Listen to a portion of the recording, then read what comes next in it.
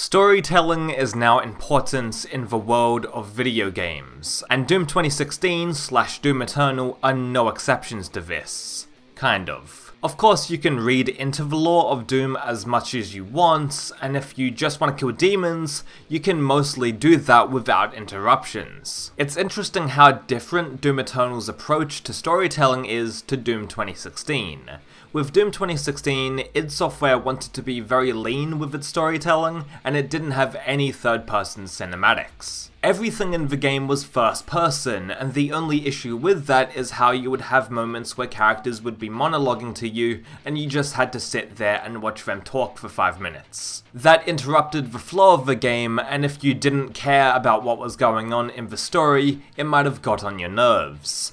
That being said, the character monologues only happened a handful of times, and besides that, Doom 2016 storytelling is very effective. The story is surprisingly simple as well, with the Doomslayer and Samuel Hayden being the only main characters, besides Olivia Pierce, who was basically a pawn for the demons. Hayden's interactions with the Slayer implied a larger picture, and as a player you felt that there was more to the story, but you didn't have to invest into any of it if you didn't want to. Those that did explore the codex entries found a pretty involved story featuring the Night Sentinels, Argent Denor, and a hint of the Slayer's true origin. If you followed the Doom 2016 plot without looking at these codex entries, the story remained simple, and I love the John Carpenter-esque approach to the characters. The Doomslayer is the only human protagonist, and the only other allies you have throughout the campaign include an AI system and a robot. So there's an energy crisis on Earth, and that's why Hell is being tampered with, for their Argent energy. The story goes further than that in the lore, but I love how you can engage with it as much as you want. The beginning of Doom 2016 is quite genius as well, with the Slayer waking up, immediately killing a demon,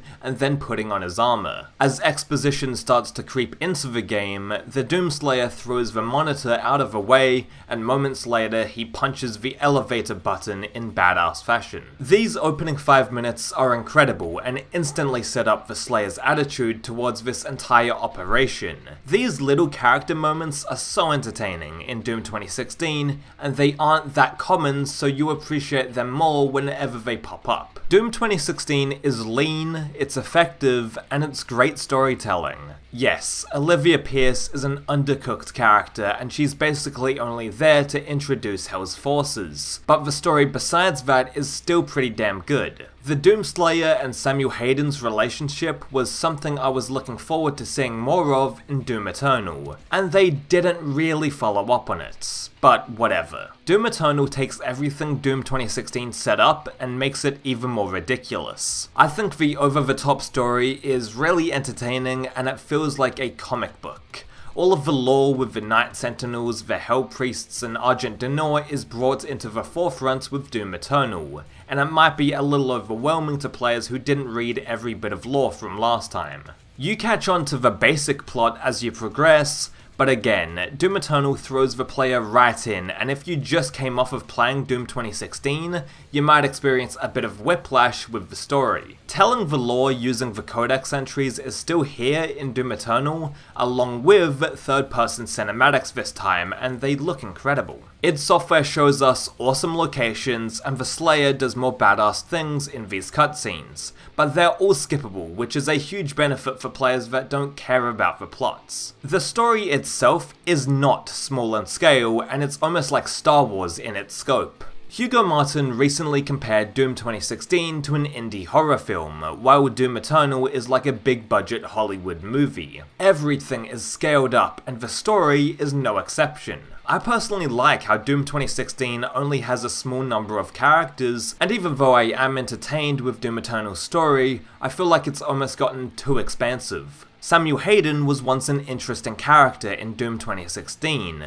with him just being a guy who wanted to save the world his way, and the Doomslayer is an obstacle he needs to get around. Both the Slayer and Hayden want to save humanity, but they have two different approaches. In Doom Eternal, this character has too much cosmic importance, and instead of just being the arrogant head of the UAC who is trying to keep things under control his own way, he's now a deity, and it's pretty jarring to see. Samuel Hayden is the Seraphim, and he was the one who gave the Doomslayer his power, and while I think the Night Sentinels and the Maykrs are fascinating, Samuel should have been relegated to a normal person. I have mixed opinions on him being a Maykr and also him having higher cosmic ties, but whatever. All of the stakes have also become way higher in Doom Eternal, and the story that is unfolding is of giant universal importance, which is very different to Doom 2016. Some aspects of the story work, and some don't. I still appreciate that id Software are trying to build out a Doom universe so that we can finally explore places that aren't just Mars and Hell, but you gotta invest quite a bit of time to fully understand the story. I like how Doom Eternal explored the Night Sentinels, their home mode, and I can understand the Slayer rising up the ranks and him being an important being in the universe. We've seen him develop over 5 mainline games, and him being essentially a god is easier to stomach than Samuel Hayden.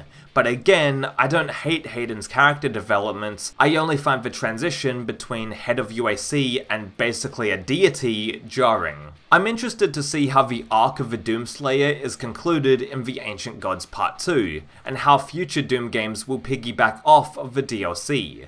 The arc of the Doomslayer will be over, so I'm curious on how id Software moves from there. Doom Eternal is self-aware with its story, and I appreciate how the shackles have been lifted. id Software can do anything, and while it was cool seeing more grounded storytelling in Doom 2016, Doom Eternal's plot is like a Saturday morning cartoon, and it works. I don't think Doom Eternal is playing fast and loose with the Doom property, and its story is certainly not making a mockery out of the franchise. It's in fact doing the opposite. Doom Eternal is ensuring that more Doom games can be made, and that there's plenty of little plot points from the lore that you can bring into the forefront. It's just like how Doom 2016 talked a little bit about the Night Sentinels and the Hell Priests in the lore, and now with Doom Eternal, those elements are brought into the center. One thing that I love about Doom Eternal's storytelling is the references it constantly makes to pop culture. When the Doomslayer pulls out the Crucible Blade, that scene is ripped straight out of He-Man, and it's great. It makes complete sense that pop culture inspires Doom 2016 and Doom Eternal, because Doom has always been influenced by what has surrounded the id Software employees. Doom 1993 was fueled on aliens and Pantera, among other things, and Doom Eternal is no different in how it's inspired by movies, comics, and more. The difference between how Doom Eternal and Doom 2016 tells its story is stark, and I appreciate them both. I like how Doom Eternal doesn't give a shit and will just go crazy with its story, and I also think that Doom 2016 storytelling is more grounded and works in its own way too. Two different approaches, and they are both fascinating to look at. Thanks for watching.